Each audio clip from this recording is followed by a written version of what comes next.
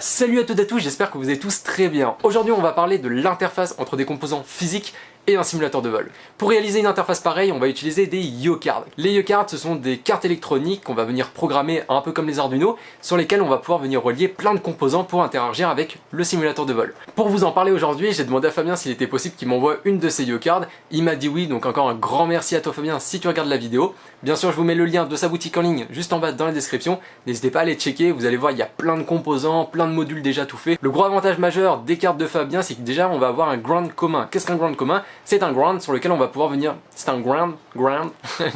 Bref, en gros, c'est un moins sur lequel vous allez pouvoir venir relier tous les moins de tous vos composants, ce qui va quand même vous faciliter pas mal la tâche quand vous allez vouloir fabriquer tout votre home cockpit. Voilà, vous prenez tous les moins, vous les reliez tous ensemble et puis au moins vous vous prenez pas la tête. Et le deuxième gros avantage, c'est qu'au moins sur les cartes master de Fabien, donc qui est notamment la Yo32, donc c'est la carte qu'il vous faudra forcément si vous voulez démarrer un système de YoCard.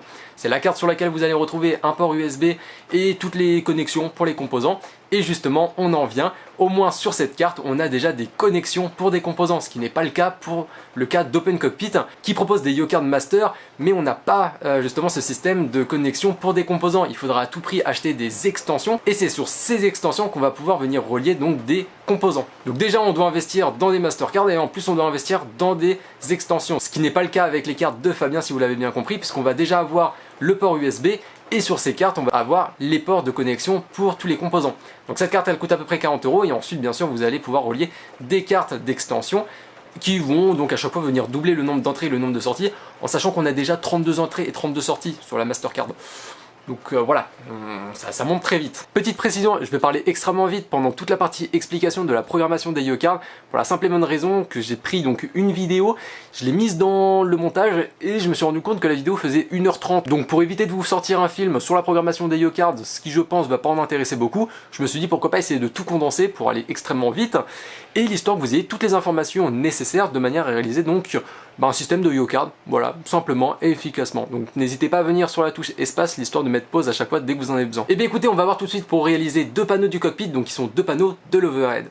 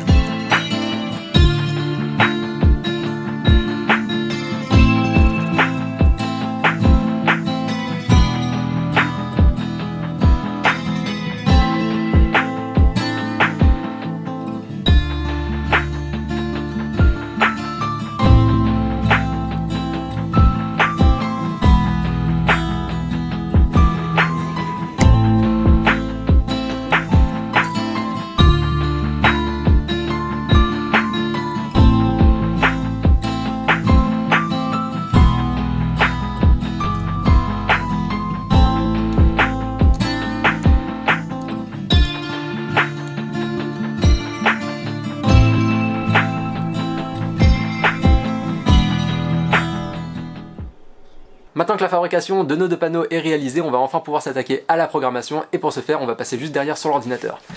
Hop là.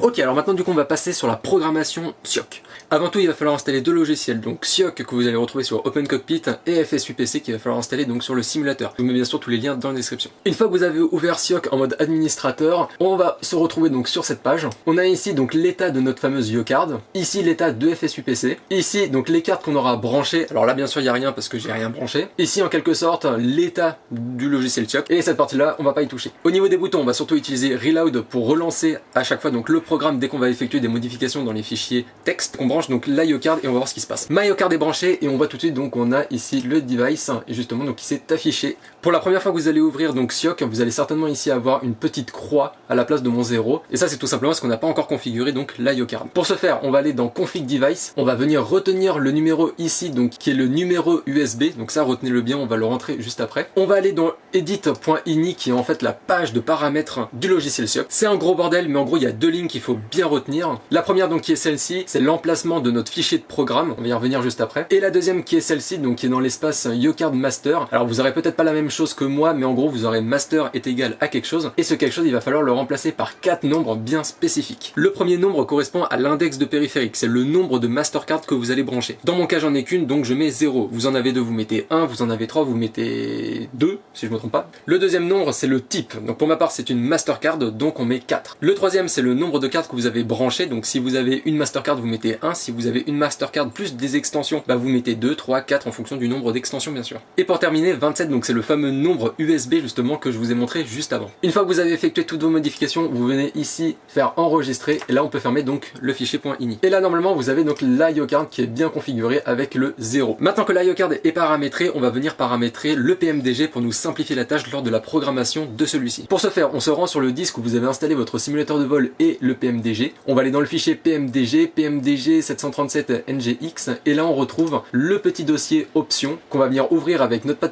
Et là on se retrouve avec un fichier avec cette tête là et à la fin on va venir rajouter donc ces deux fameuses lignes, pareil que je vous mets dans la description pour que vous puissiez facilement faire copier-coller. Faites bien enregistrer et on quitte un Notepad. Maintenant que tout est paramétré, le PMDG et les IOCard, on va pouvoir passer à la programmation de nos fameux boutons et LED. Pour ce faire, on se rend sur le bouton Edit Script et là on a une nouvelle page avec justement tout le programme. Alors normalement vous avez rien, dans mon cas je vais faire New, voilà. Normalement vous obtenez une page à peu près comme celle-ci et c'est là-dedans qu'on va venir rentrer le programme de tous nos composants. Ce qu'il faut comprendre aussi au niveau du logiciel Sioc, c'est qu'on va pouvoir le programmer donc de deux manières différentes. Soit en tapant des lignes de code, donc en tapant directement sur le clavier, soit en venant remplir donc des paramètres graphiques. On va commencer par faire avec des paramètres graphiques de manière à ce que tout le monde comprenne, et ensuite on fera avec des lignes de code parce que vous verrez que c'est quand même beaucoup plus simple. On va commencer par programmer donc un interrupteur qui va être l'interrupteur complètement à gauche du panneau Landing Light. Pour ce faire, il faut bien comprendre que le PMDG réagit autrement que tous les autres add-ons que vous allez retrouver sur les simulateurs de vol. Le PMDG, lui, on va le contrôler donc avec deux offsets principaux pour les interrupteurs, donc pour les entrées. Ces deux offsets, ça va être l'offset de contrôle et l'offset de paramètres, ce sont deux offsets bien uniques, donc faut vraiment pas se planter au niveau du nombre de ces offsets. Pour ce faire, on vient faire ici nouvelle variable,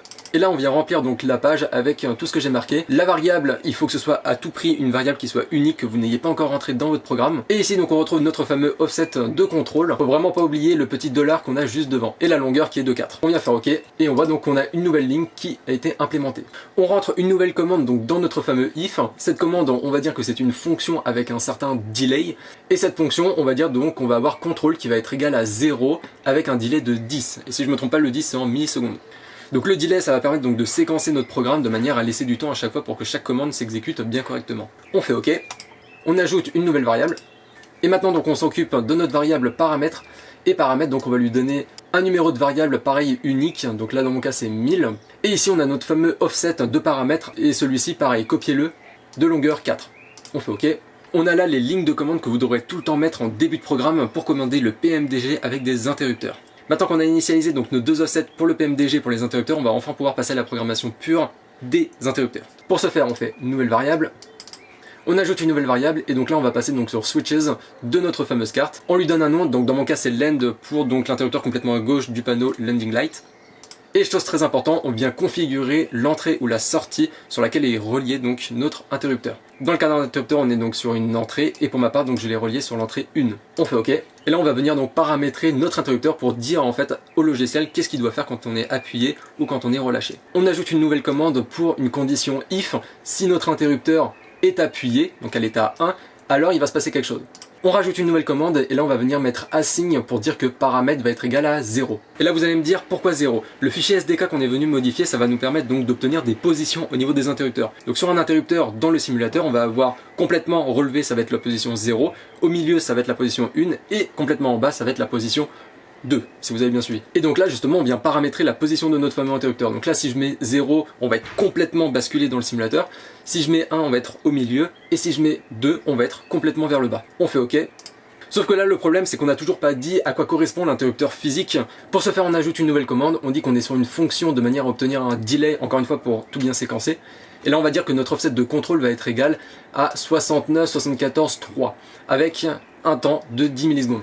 Ce 69,74,3 il correspond pas à rien. Pour l'obtenir, on va aller dans les Event ID puisque les interrupteurs du PMDG vont se contrôler avec des Event ID. On trouve facilement donc la doc justement de tous les Event ID de tous les interrupteurs sur internet. On vient dedans et on voit donc on a la ligne ici justement qui nous intéresse avec l'Event ID 69,74,3. Si vous voulez prendre un autre interrupteur, bien sûr il va falloir adapter l'Event ID qui correspond à cet interrupteur. On fait OK.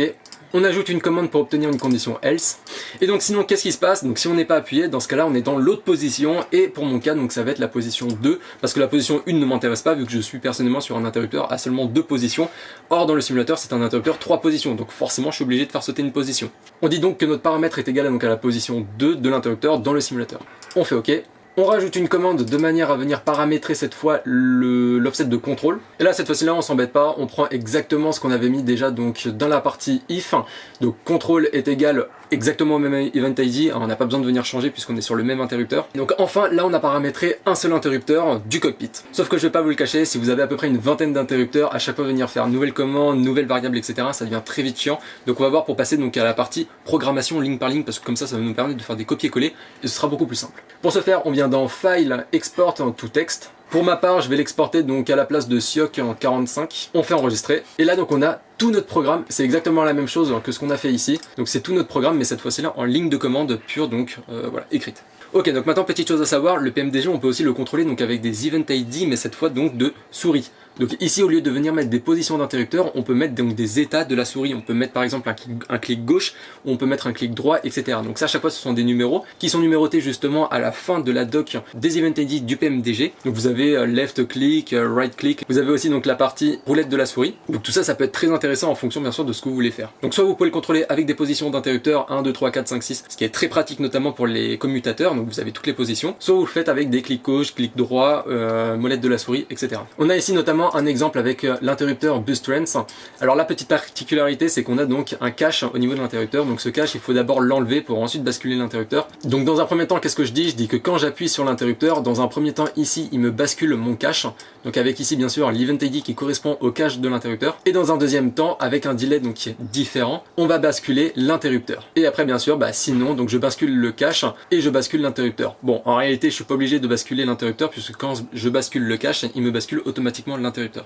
Maintenant qu'on a contrôlé donc un interrupteur, on va pouvoir s'amuser à contrôler donc maintenant des LED. On va dire que vous avez à peu près compris donc la programmation Sioc en ligne de code comme ceci. Donc ce que je vais faire maintenant c'est que je vais venir coller, hop là voilà. Ça ce sont des lignes de commande justement pour contrôler des LED dans le simulateur. Bon encore une fois ici donc on a notre variable qui est tout le temps unique, le nom de notre variable. Et là maintenant on voit qu'on a un offset car oui les sorties du PMDG se contrôlent avec des offsets. Et là cette fois on est sur des offsets qui vont dépendre à chaque fois donc de la LED que vous voulez venir piloter. Donc là je me suis concentré sur une LED, donc c'est la valve open justement qu'on va retrouver sur les deux panneaux que j'ai fabriqués. Et justement cet offset donc il correspond à cette LED. N'allez pas chercher les offsets du PMDG sur internet, je ne les ai pas trouvés. Par contre vous pouvez très bien retrouver donc la doc de tous ces offsets dans justement le dossier module FSUPC document. Et là on va retrouver justement offset mapping for PMDG. Et là on a justement tous les offsets qui correspondent à toutes les LED, à toutes les sorties justement du PMDG.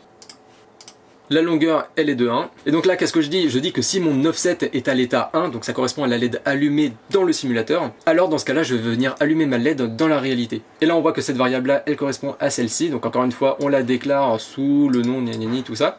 Chose très importante, on vient ici donc déclarer la sortie de notre LED. Donc pour ma part je l'ai branché sur la pin 11 de la YoCard. Maintenant que je vous ai montré à peu près donc comment ça se passe pour les LED, les interrupteurs, c'est tout le temps la même chose. Au niveau des interrupteurs, chose à savoir vraiment, c'est que vous gardez en fait ces quelques lignes de code que vous mettez tout en haut de votre programme et ensuite vous ne les remettez pas. Après à chaque fois vous les utilisez en fait en venant copier-coller en fait cette partie-là pour changer à chaque fois pour chaque interrupteur. Et pour les LED, c'est pareil, c'est-à-dire que vous allez juste utiliser ça, que vous allez venir copier-coller pour chaque LED. Et à chaque fois bien sûr, vous venez changer ce qu'il faut changer, donc le nom de la variable, le numéro de la variable, forcément la sortie et l'offset bien sûr. Ok, donc imaginons maintenant que vous ayez donc fini votre programme. Ce qu'on fait, c'est qu'on vient ici faire fichier enregistrer. On l'enregistre là où on veut. Donc là, je vais dire par exemple à la place de mon Sioc 45, je l'enregistre. Oui. On se rend donc sur notre page. On vient ici faire import text. On vient faire nom et on va donc choper le Sioc 45 qu'on a enregistré juste avant. On l'ouvre, on voit que tout est ok. Alors ici, petite chose à savoir, si ici vous avez une croix, c'est que vous avez un problème. Et dans ce cas-là, regardez, ici vous avez des lignes justement qui vous indiquent le problème dans votre fichier texte. on fait OK. Et donc là, on a notre programme qui est venu s'insérer justement en ligne graphique, si on peut dire ça comme ça. Et là, c'est pas encore terminé, on vient faire Save As. On va l'enregistrer donc à un endroit qu'on veut de manière à l'exporter en SSI. Il faut surtout pas un fichier .texte dans le logiciel Sioc, il va pas aimer. Donc on le prend en SSI et on vient l'enregistrer avec un nouveau nom. Donc dans ma part, je vais mettre, je sais pas moi, 63. On vient enregistrer. Et là, chose très importante, on vient ici éditer justement la ligne de là où se situe votre fichier SSI. Pour ma part, je l'ai toujours mis dans le nouveau dossier et on va juste ici venir modifier le Sioc, que c'est Sioc 66. On vient enregistrer, on peut fermer. Je viens de voir que je m'étais trompé, j'ai mis 66 dans le fichier .ini et en réalité je l'avais enregistré en 63. Bon, vous avez compris, vous mettez bien sûr le même nom de fichier. Et là on fait reload, on lance P3D et on voit que ça fonctionne, c'est nickel. Ok, alors maintenant ça vous dit on passe un peu aux choses sérieuses? Non, parce que bon, avoir un interrupteur, une petite LED, bon, ça sert pas à grand chose. Ici donc on a le programme que j'ai dû donc faire justement pour mes deux panneaux, donc on a toutes les LED, tous les interrupteurs. Donc bien sûr, ce fichier vous le retrouverez dans la description pour aller checker un petit peu comment j'ai programmé les différents composants. Et donc ce que je vais faire, c'est que je vais l'envoyer justement sur Sioc, enregistrer. Ici on va venir l'ouvrir. On voit que tout est OK. Et là, on a justement le programme de mes deux panneaux. On revient donc faire Save As de manière à avoir un point SSI et non un point texte. Je viens ici donc l'enregistrer à la place de mon 63. Je l'enregistre. Oui. Je retourne dans mon point ini de manière à venir ici le modifier parce que du coup je m'étais trompé. On met 63, on enregistre. On fait reload bien sûr pour enregistrer toutes les modifications qu'on a apportées. On lance P3D et là je vais vous montrer un petit peu ce que ça donne et vous allez voir que franchement ça claque.